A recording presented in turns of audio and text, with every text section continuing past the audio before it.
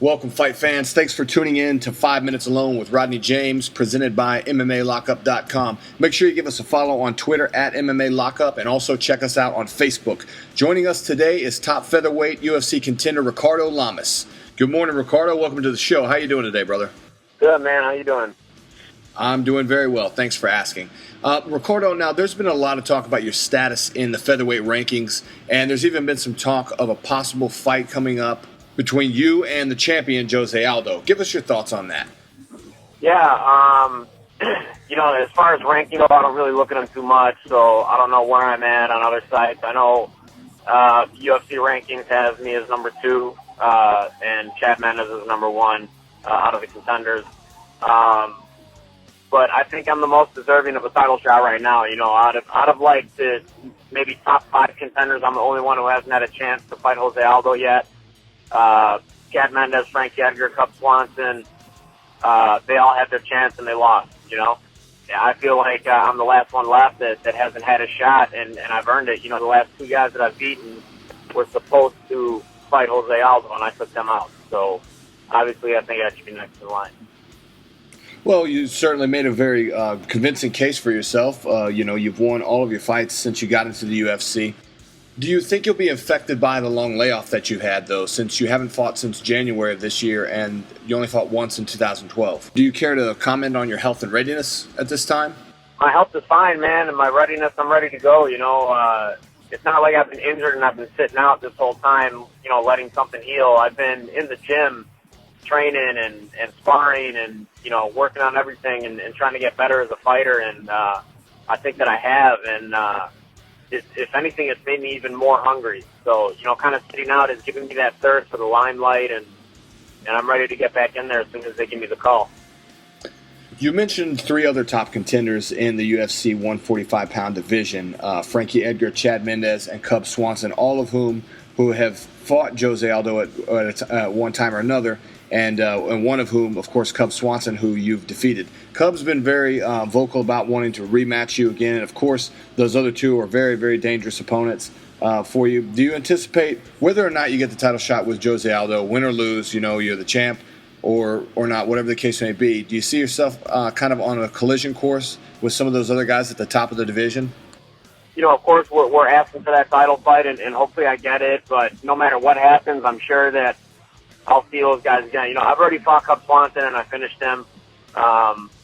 He's been asking for a rematch and flapping his gums on Twitter and all that, and that rematch, I'm not opposed to it happening, but I want the title shot first, and once I get that belt, then I'll defend it against him or something. But other than that, I could definitely see myself fighting any one of those guys. So if your potential matchup with Jose Aldo gets pushed by the wayside for whatever reason, it becomes delayed or the case may be, and it's no longer on the table, if the UFC offered you another fight, would you take that fight, or would you continue to wait for the title shot?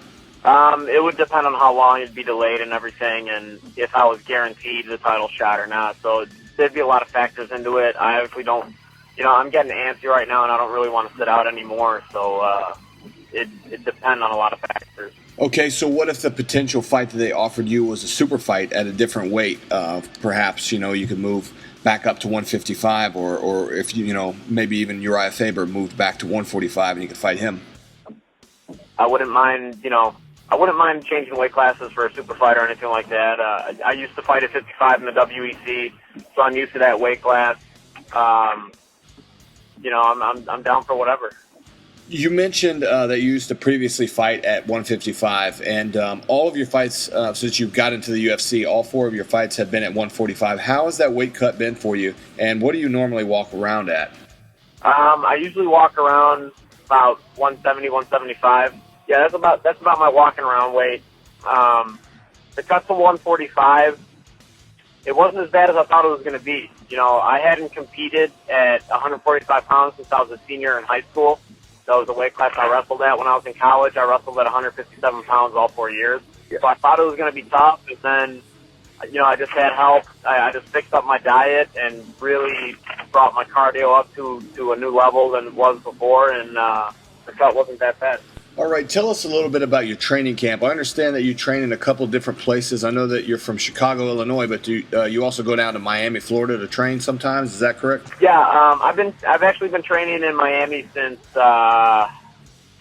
2009. I think it was my first camp out there, and I've been going back ever since. And I feel like every time I go, I improve even more, and getting the looks of the two different places and the two different gyms, I think keeps me sharper as a fighter and keeps me on my toes. And I like it, man. So I've just kept it going. Well, Ricardo, it's been a pleasure having you on the show. I understand that you're a pretty busy guy and you got to get going, so we're about out of time here. Do you have anything you want to say? Give a shout out to your sponsors or your teammates, anything like that? Yeah, man. I just want to thank my teams, Top Notch and MMA Masters. I got a lot of local sponsors that have been with me from the beginning, and I'd probably take up 10 minutes naming them all, but they know who they are, and I just want to send a big thanks to them, and thank you for having me on the show and everything too, man. Well, it's been my pleasure. Thank you for being on the show. And should you get that fight against Jose Aldo and you become the champion, don't forget about us, all right? Come back and see us. All right, ladies and gentlemen, that's all the time we have for today. Once again, you're tuned in to 5 Minutes Alone with Rodney James on MMALockup.com. Check us out on Facebook, on Twitter at MMA Lockup.